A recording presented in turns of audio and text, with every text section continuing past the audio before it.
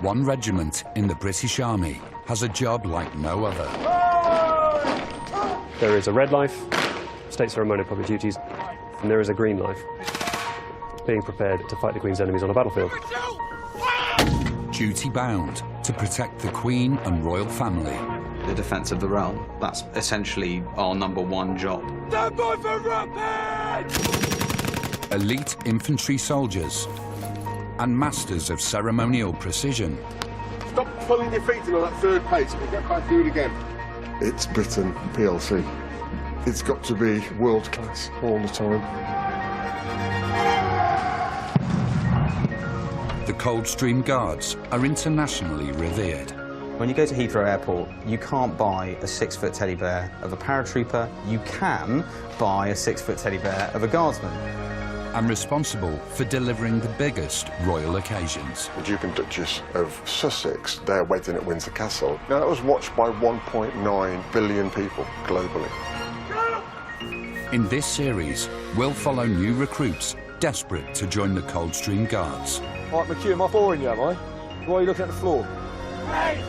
Navigating the Army's most unforgiving training. Get down, get down. So when contact, quick, march! With exclusive access to national events. That is the cue then for Her Majesty. 48 seconds later, the red arrows will fly past. From the Queen's birthday parade to a once-in-a-generation state funeral. We hold a very significant responsibility in the eyes of the nation to get the message exactly correct. We reveal the reality of life on the Blue Line. First guard, Tower of London. It's amazing. Our motto is second to none. Second to none.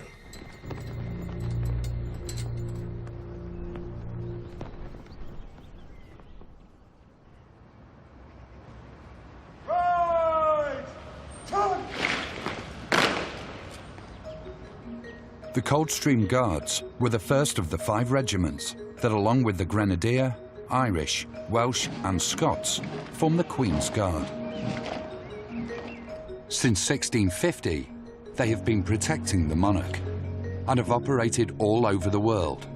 But home is London, Wellington Barracks. Quick, fire! Built next door to Buckingham Palace, it's home to the Guardsmen of No. 7 Company Coldstream Guards. Stop pulling your feet in on that third pace. Do 3 paces. Get back, do it again. I want 3 pace distance between each individual. We're running state events all the time. Things like Trooping the Colour, Festival of Remembrance, state visits, weddings. You just can't get that wrong. 1, 2, 3, get over. Garrison Sergeant Major Vern Stokes ensures the biggest royal ceremonies run like clockwork. Right, carry on. I have a keen eye for detail. I have an almost encyclopedic knowledge of drill and state occasions, and that helps me in all aspects of designing these large events that we deliver here in London. Guard of honour, we'll form 2 ranks. Form 2 ranks. Stokes is pushing the Guardsmen to formation march with absolute precision. I've got the best job in the Army. I've met all members of our family. It's a huge privilege. Who'd have thought that, you know, this 16-year-old lad from Shropshire, when he left school with no qualifications, would be in this particular position, you know, 34 years later. Certainly worth pinching yourself on a daily basis. With the biggest summer ceremonial events fast approaching, the Guards must be flawless.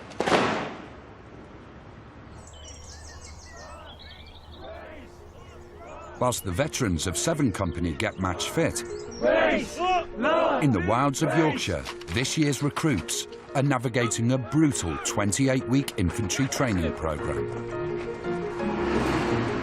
We're responsible for teaching a load of people skills that they have never used in their life.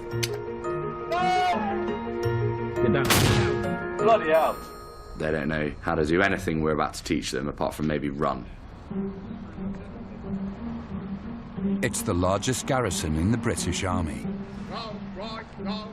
turning out 450 of the finest infantry soldiers, which supply the Queen's Foot Guard regiments. Recruits must master infanteering. Good shooting, 3 out of 3. As Foot Guards, Coldstreamers must master all ceremonial foot drill. March! Open! Order! From right at the beginning, they practiced their drill to a higher standard than the other companies here at ITC Catterick.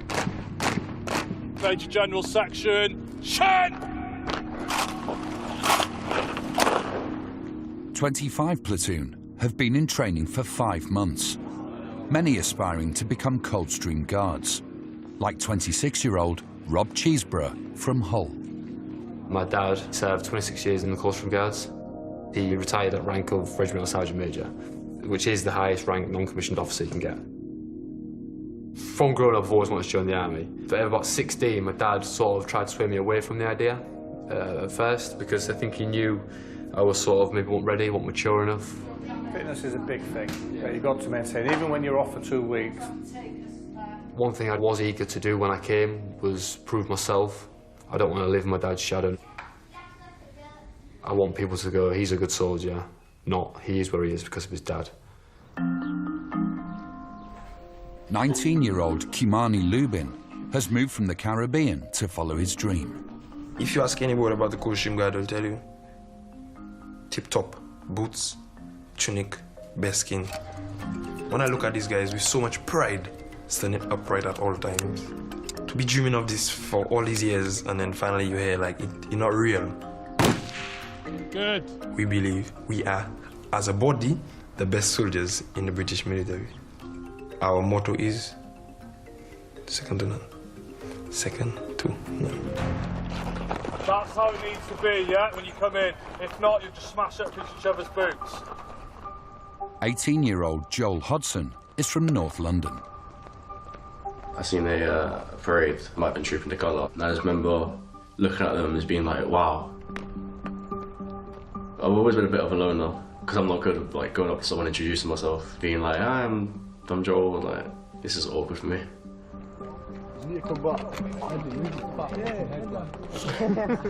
I was a little skinny kid.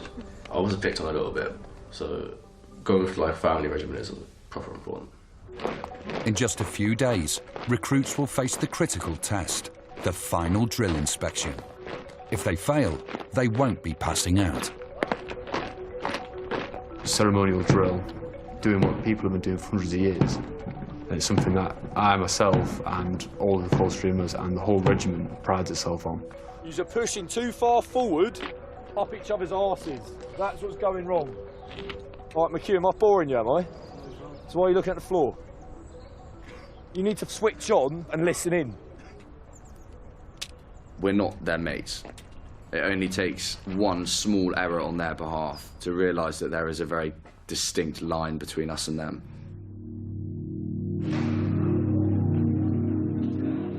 Hodson is struggling. Not many people like drill. By the end of the session, your arms are shaking like that. I hate it. That's what makes a guards the best at drill.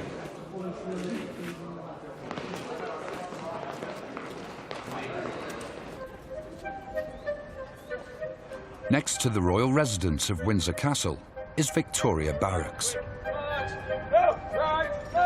where the training recruits hope to one day join the 1st Battalion Coldstream Guards. One of the most important distinctions to make is that we have a dual life as guardsmen. There is a red life, state ceremonial public duties, and there is a green life, which is being prepared to fight the Queen's enemies on a battlefield. Guardsmen rotate every 2 years between Victoria Barracks on infantry operations and public duties in London.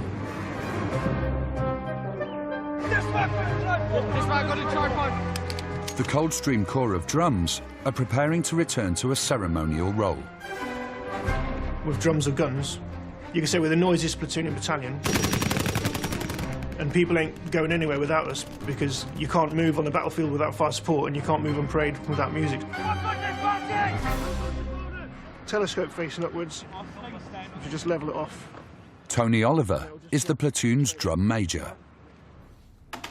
So the drum major is the most senior non-commissioned officer of the platoon. You're the one trying to steer the ship, effectively. I've been deployed to Iraq and Afghanistan. That's me there. Obviously done several exercises overseas. There's me stood on that side. And that's me there on the mace as a drum sergeant. So this is what the drum major will use out the front of the corps or the band to basically control the music and control the troops with marching. But then they have obviously your own cap star or cap badge depending on what regiment you are.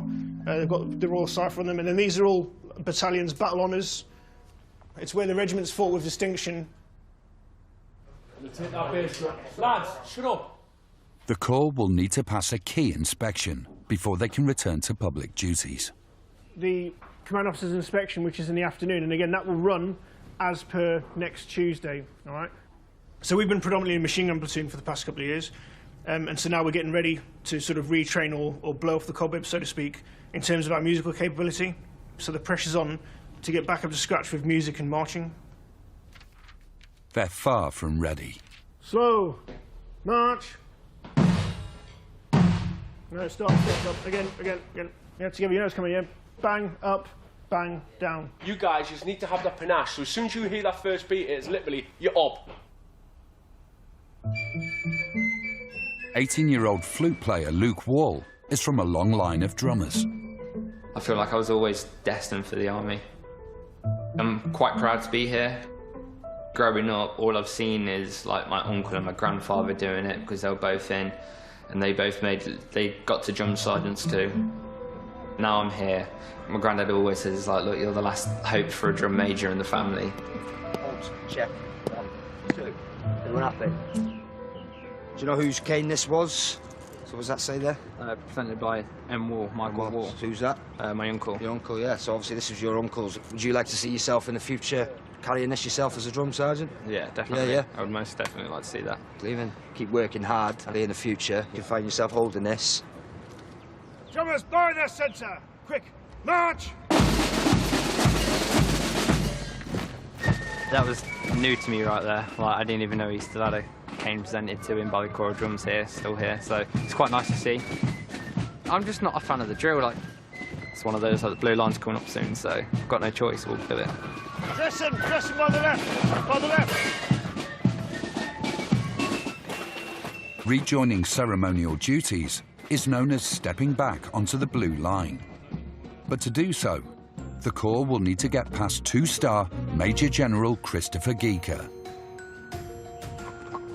Since 1856, the Major General has commanded the Household Division and answers directly to the Sovereign. The Major General's parade is pretty much everybody from battalion on parade, so the Major General can sort of inspect kit and equipment, turnout and drill, so that we're ready to then start, participating in state ceremonial and public duties. And then down. Yeah, perhaps a bit more work in the pack room with that one. Language.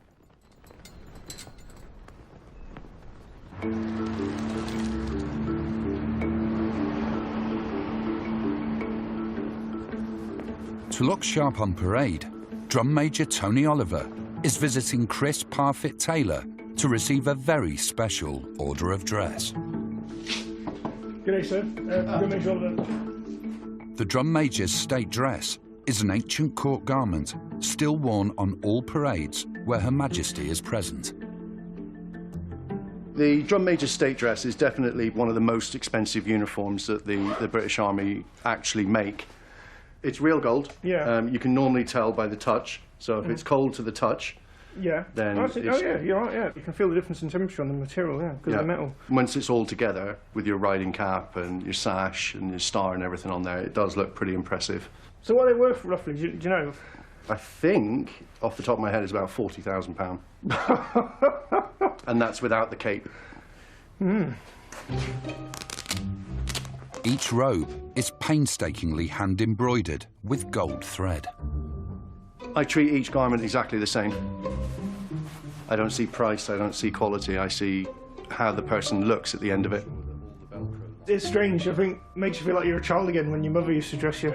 You will always need someone to help you dress because of the restriction of movement, especially when it comes to putting your crossbelt on, when it comes to putting your sash on. It's actually not a bad fit. What about your movements? In fact, yeah, so having a mace up like that, that's actually quite comfortable. For now. For now, yeah. In the old days, the drum majors they'd all be the best musicians. Looks good. You know, the drum majors could be called to perform for the royal household. So I believe that's where the state dress comes from. The state dress is quite an eccentric piece of clothing, but if you went back a few hundred years, that was just the normal daily get-up for people working in the royal household. It does feel strange. It looks like you've come out of a time machine or something.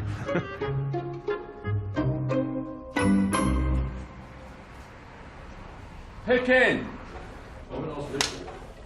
Can you go and get me some deodorant, please? Have you got any in the lines? Yeah, and some eau de toilette. No, just some antiperspirant, and mouthwash.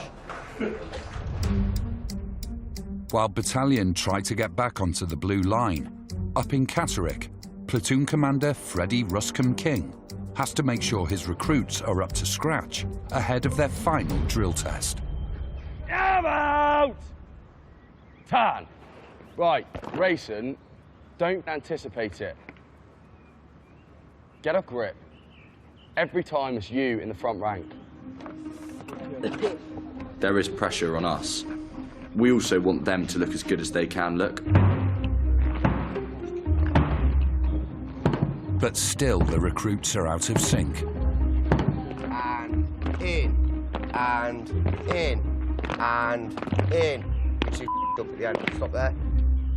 All of you skipping your time to come in. You've been taught this. Everything is sharp in drill. If it's not precise, it's not good. You have to go and do it again. If recruits fail, they might have to repeat training or even be discharged. It's Company Commander Major Danny Morell's call, as he'll be assessing them. I'm a lifelong infantry. The only job I've had other than being in the army is a paper round. If they're on public duties, their level of ability is for all the world to see. It would be unfair of us to allow them to go into their parent battalions if they weren't at the right standards. Two section formed up, my due respect, sir. Your lead to carry on, sir, please. Yes, please. The first part of the test is an examination of the recruits' lockers, kit and sleeping quarters. Just needs to change his chin strap round. To pass, everything from belts to boots, bed linen and brasses must be perfect. You collecting creases, do you put a new one in? I washed it incorrectly, sir. 10 out of 10 for effort, 1 out of 10 for application. If you're going into a room where people should be looking smart, you could see a guardsman a mile off, I would say. Brains will also be tested today. How many Victoria Cross winners do the Coldstream Guards have, Johnson? 114, sir. OK. I wish we did. It's 13. Where are you from, Hodson? North London, sir. What football team do you support? Now, this is a very important question. I'm not a big football fan, sir. You're not a big football fan? It used to be heartbreaking to fail and not even anything hard. It's still pretty intimidating anyway, because the only other time you'll see the company commander is if you really up. Major Morell finds no flaws with Hodson's kit and bunk. Next up is Lubin. What made you pick the Coldstream Guards? I believe it is the best regiment of the Foot Guards, sir. And I was brought up in believing to be second to none, which is the Coldstream Guards motto, sir. Well, I struggle to disagree with you. You have to make sure your kit pressed to the T, and your boots done to the T, and your brass is done to the T. When you're doing the right thing, you tend to get the right reaction from people. Lubin passes. Training guard from Cheeseborough, sir. You might know his father. Yes. So your father was the former regimental sergeant major? Sir. Carl Cheeseborough. I'd like to live up to the family name as much as people do respect my dad, and a lot of people know my dad that are still in the army now. When your father was a regimental sergeant major, I was a platoon sergeant. You're now 26 and a trainee guardsman. Wow. Where's that time gone? I want them to go, Guardsman Cheeseborough is a good soldier. And he is where he is because of what he's done. Okay. So your father didn't teach you how to iron trousers properly, did he? Sir. Yeah. Despite being picked up for creased trousers, Cheeseborough has been one of the top performing recruits all through training. The potential for getting a few of the awards at the end of pass out. I've tried to keep it out of my head, tried to focus on the training, tried to just do what I'm doing now, but there's always that little thing, there's always that I do want it. So that concludes your inspection. Section commanders have worked hard, and that's obvious. All right, so well done. But the biggest challenge is yet to come.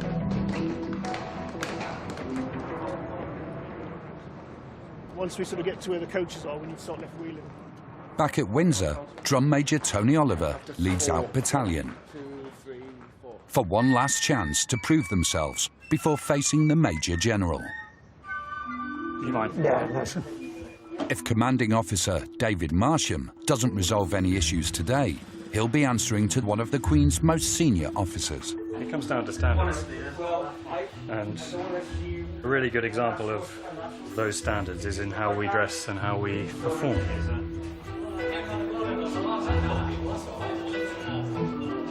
The arbiter of good taste is the Major General, and he turns up next week to do the formal inspection. And this is my opportunity to make sure that we're on the road to that. It's nice on the cuff, sir. You've got a bit of bagginess in there, the trousers around the waist there. In crude terms, the army used to fight wearing tunics and bearskins. It no longer does that. But the values, the standards that we as an army have learnt are exemplified in what we do on parade. So I feel a huge responsibility on my shoulders as a commanding officer of the battalion. 3 companies of guardsmen, the regimental band, and the corps of drums prepare to form up, ready to present. Attitude, demeanour, attention to detail, it's the things that make a guardsman stand out. So I'll be looking in minute detail at everything that they've prepared for parade. Drummer Wall will be one of the soldiers on show. It's going to be like my first actual inspection with him, so it's going to be a new experience for myself. All kit must be immaculate. You can have your boots perfect one day, go out in them, and then get a chip in it, and then start from the beginning again. So, like, your boots, all of your kit really is just never ending. So we have 13 studs, and they're there to represent the Victoria Cross winners that we have. A guardsman's iconic headdress is still made from real bearskin. It's a battle honour why we wear that. That's why we're classed as a regiment. Some say like the plume was actually white and we ended up putting it in the French blood in the Battle of Waterloo. And that's why the plumes are now red. Each tunic costs around £3,000 and is made of pure wool. When you're out there in the sun, it does get pretty warm. You either faint or you don't. There's no really fighting against it. I just clench my bum cheeks, wiggle my toes, and I'm all right. Out on the parade square, with buttocks clenched, support company are presenting, led by Major Dan Cuccio. I always say to the boys, when you go to Heathrow Airport, you can't buy a 6-foot teddy bear of a paratrooper. You can buy a 6-foot teddy bear of a guardsman, because it's this global icon. Stand! Easy! Marsham begins by inspecting the turnout of the drum major and his men. Those insufficiently prepared, both in terms of their equipment, turnout and their bearing, then it will be me that gets told off. Hey, Drum Major. That is a magnificent bit of uniform, isn't it? I don't even know where to start. Neither do I. It looks immaculate. Well done. I'm going to be looking for uniformity. These brasses been done. Yeah, sir. Could do with a bit more. Yeah. And where I find things that are out of place, then I'll be picking them up and making sure that they're rectified by next week. Is the stitching coming away? Yes, sir. It is. Yes, sir. Bold shout. Very bold shout, but you got it sadly wrong. Yeah, you can't be wearing them parade, they're broken. I mean. Nice try getting away with it. I was like a shithouse rat, so you didn't. Guardsman Wall is next to be inspected.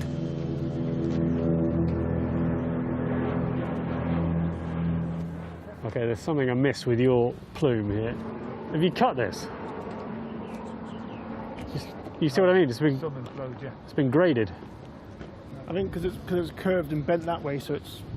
Hang on a minute, come on, that's shorter than that. Okay.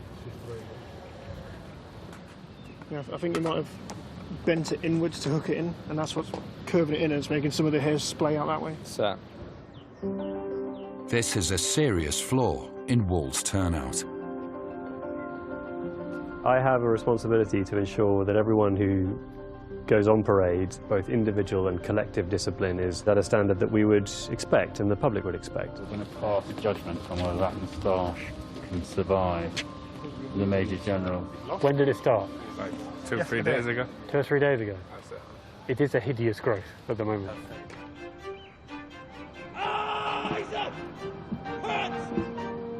Inspection over, but there's still a lot to improve on if the battalion are to meet the standard of excellence expected on parade.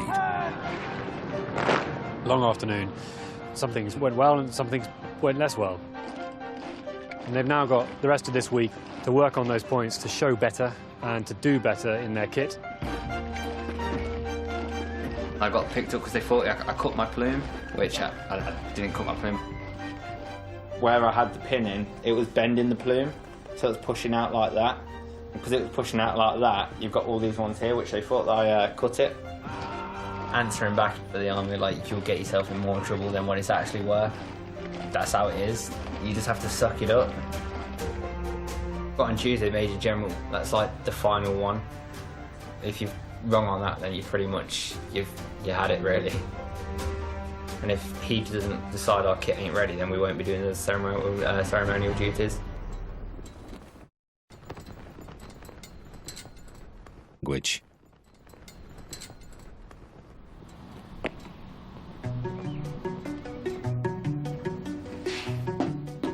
With only days to go before the Queen's most senior officer inspects the battalion. When the Major General comes up to you, he may ask you some questions, talk to him like a normal human being, but maintain head and eyes looking above. Okay? 24-year-old Second Lieutenant Hugh Scroop Doing that last bit now, yeah? will welcome the Major General with a quarter guard of honour. Quarter guard.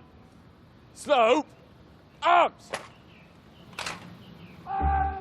Historically, it's a kind of welcome to our barracks. They were all expected to be turned out immaculately and have great precision with our drill movements. We've got to set the standard and continue like that throughout the rest of the day, and hopefully get the big pass to continue ceremonial duties for the next couple of years. A little bit of pressure, but I'll try not to let the nerves get to me. Not a bad effort, we'll run through it. The devil is in the detail. Maybe you should wash your bare skin. Ah, it's a bit more lashes. Sorry, just because you washed yours yesterday. What did you wash it with? Head and shoulders. Head and shoulders? Yeah. Anti-dandruff? Of course. I'm more concerned about the inside, actually. The amount of heads it's been on and the years it's been in existence. Some people have got bare skins that are over 100 years old, I think. I mean, some of them are as young as 1. Ours are bigger. The taller, slightly longer haired skins are kept for the officers. Guardsmen get slightly shorter skins, and you see they wear them with a red brush, whereas we wear them with a red plume, just because, you know, the one-up game is strong. Open order. Right. Dress. We are representing the Queen, so we need to ensure we do that whilst we are as best dressed as possible.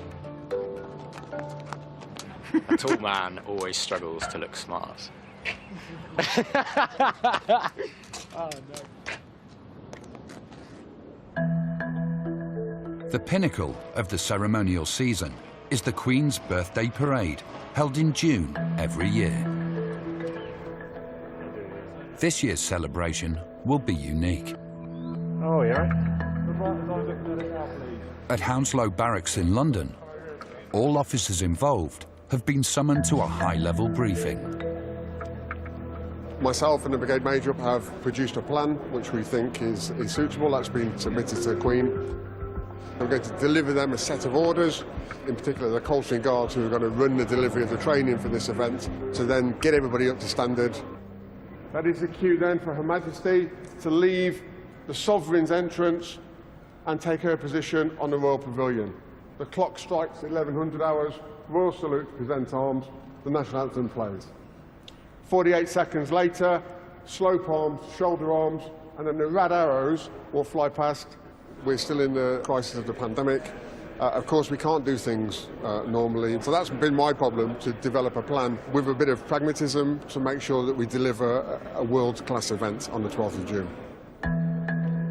The Brigade Major outlines a radical new blueprint for the event. It is a unique parade. It's never been delivered before, and therefore you need to be patient and accept that there will be some change.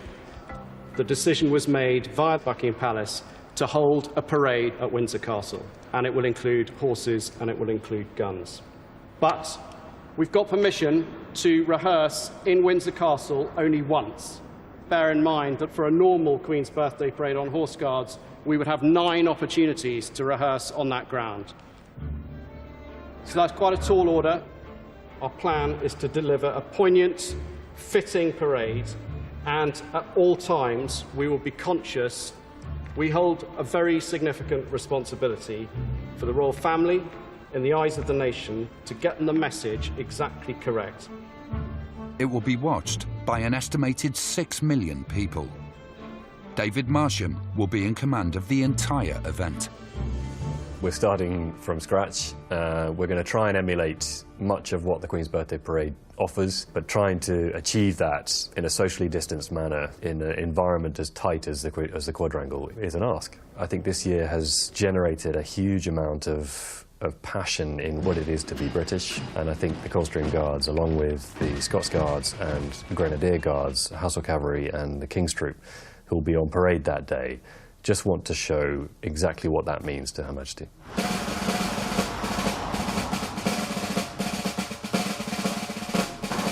Drummer Wall has just hours to prepare for the test of his life.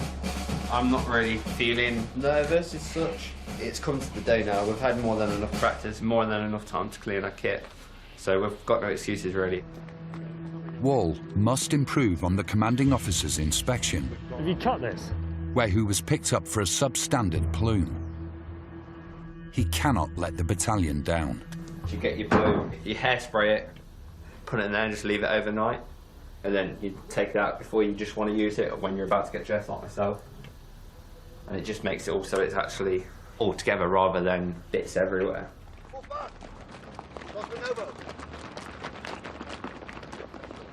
Stand still! The rear rank! The parade begins.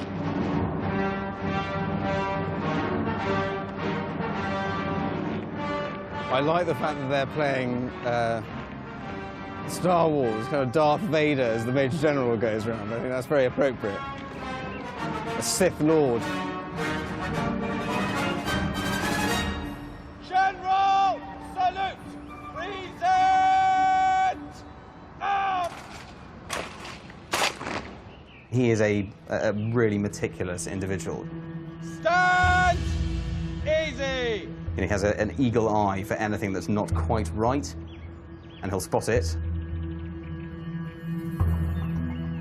Closely followed by his escort, the inspection starts.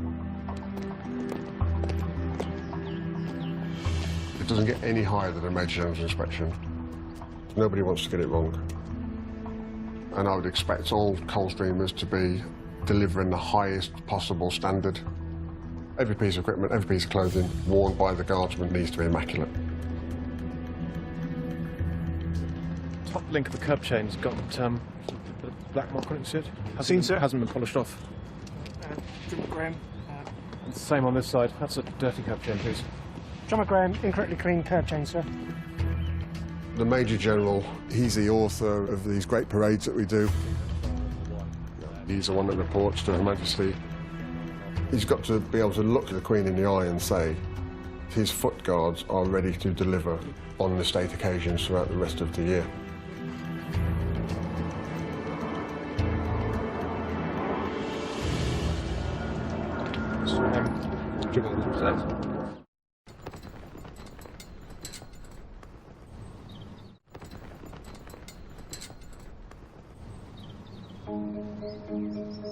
In North Yorkshire, 25 Platoon are about to face a critical test, their final drill assessment, which they'll need to pass to become guardsmen. The self-discipline that is required on the drill square is the same self-discipline that is required on any modern battlefield today. If the recruits fail, they won't be passing out. There can be no slip-ups.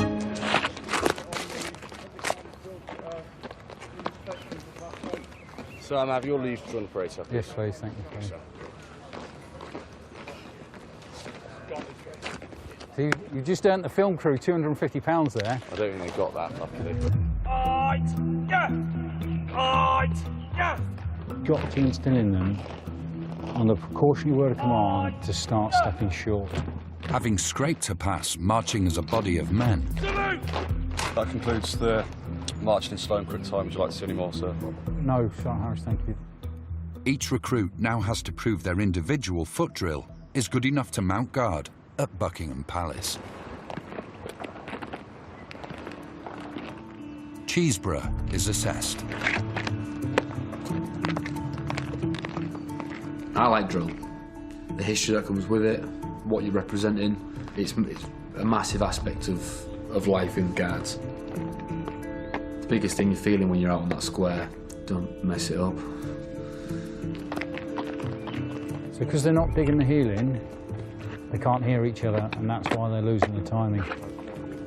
It's only 2 months away, potentially, and I'm in Wellington Barracks in London in front of hundreds of thousands of people, doing the same drills I'm doing now on the square, but in front of all them people. Would you like to see any more, sir? No, I'd like to see him again, though, please. Cheeseborough has failed. All eyes are now on Hodson. If someone tells you they like drill, then they haven't done company commanders. Some shit. Arm shoulder high, like, knees up 45 degrees and it's like that, and he's just like, I'm doing it, leave me alone. See those two again. Hodson fails as well. Detail always matters. If we say, OK, it doesn't matter where your thumb is, the evolution from that is, oh, it doesn't matter where your hand is. And before you know it, everyone's roughly carrying out a similar drill movement, and that's not what we're after. Now it's Lubin's turn to show. You have to be uncomfortable doing drill. Nobody feels comfortable standing with the neck to the back of the collar, chest puffed out. What guards doing drill-wise is televised. So if you fall short, that with you for the rest of your life.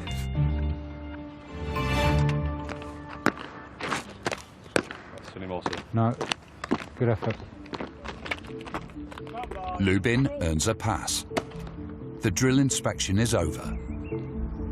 There is some work to be done. There's a lot of nervousness, lack of effort, and the vast majority of you are having a re-show again.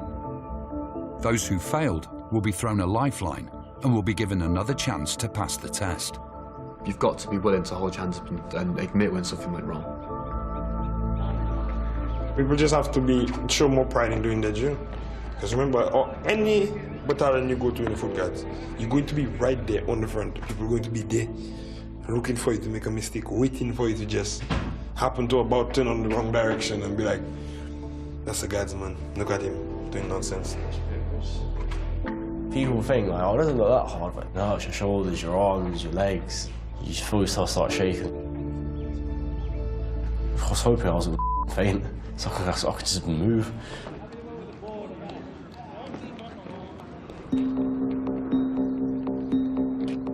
In Windsor, this year's ceremonial battalion are still under the cosh.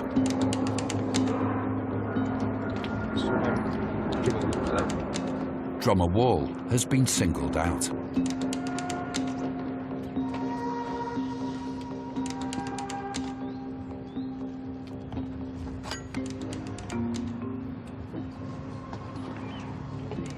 Tip off there. Please. It's clean though. What the Major General fails to spot, Stokes doesn't. What do you think about those boots? Just have a look down at them. What do you think about your uppers on your boots? Need more work. Yeah. Yeah, why is that? I'm going to just push them there. They're soft, aren't they? Make them a bit harder. It's going to allow the polish to stay on a bit more. His boots were too soft. He just needs to go back to basics. The detail has to be absolutely 100%. Your tweed's slightly too long. So scuff marks on the front of that runner there, and on the front there, which just need wiping. It teaches the soldier that attention to detail is everything. It starts right from the very bottom, getting your kit prepared properly. Because soldiering is about leaving no stone unturned. The rigorous inspection is over. And the Major General's verdict? By and large, that's a well-turned-out company. Well done. Thank you very much. There's a lot of work gone into that. Good buff belts, curb chains. The tunics are a better fit than we've seen, I think, on some of the incremental companies as well. Thank you very much. May I go, Mr. Council, please? Yes, please.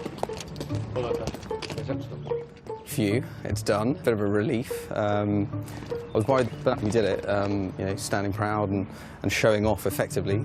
The Major General seemed really happy. A few minor things here or there. Drummer Wall's boots needed more work on the uppers. There were a few haircut issues. But for Drummer Wall, today has been a big disappointment. That seemed like a constant pick-up point of him was people's boots. That was everything I got picked up for. I spent all that time on it and still got bagged, but I don't know, it sort of just happened, just get on with it. He'll pass it off that he's alright about it and he was like, it is what it is kind of thing, but he'll be annoyed. Especially in inspection like that, everyone gets gutted to a degree. Like, you brush it off your shoulders. But like, deep down you think like, you could have done better. His toe cap's still like fairly shiny, as you can see, but his uppers here are like dull. And even though we've been stood out there and they've like melted a little bit in the sun, you can still see the difference between the toe cap and the upper. So the upper's like all of this part here. And that's just soft as, like flexes easy. And that is way too soft, it's like a normal trainer, and it needs to be like hard, like rock solid, so you can polish it properly. It is disappointing to see like someone to get bagged on inspection as such by the Major General. He's going to need like more bringing on. He needs to be shown how to do things a bit better just to make himself a bit smarter on that parade. There's an awful lot of hard work gone into that. And of course they've got a busy year to look forward to. You know, they're going to be part of the Queen's birthday parade, and state ceremony will only get bigger. And lots of those guardsmen that we inspected there today will find themselves in front of Buckingham Palace conducting changing the guard. So it's really important that you know, we've got the confidence that they can do that. Next time. It is with deep sorrow that Her Majesty, the Queen, announces the death of her beloved husband. He was a grandfather figure to the nation and right-hand man to our sovereign for nearly 8 decades. We really want to make sure we get this right. In the wake of national tragedy, the Guard's first major ceremonial test is the biggest in living memory. Once-in-a-lifetime opportunity to say that you've took part in a state funeral, especially with His Royal Highness Prince Philip, Duke of Edinburgh. We welcome back Britain's toughest quiz team for a new series, Can Anyone Beat the Eggheads? Next week on Channel 5. Yes, the new series of Eggheads starts with a week of celebrity specials, Monday at 6:30. Next tonight, a dramatic case that gripped the nation, a case that remains unsolved. Just who killed Billy Joe? New in just a moment.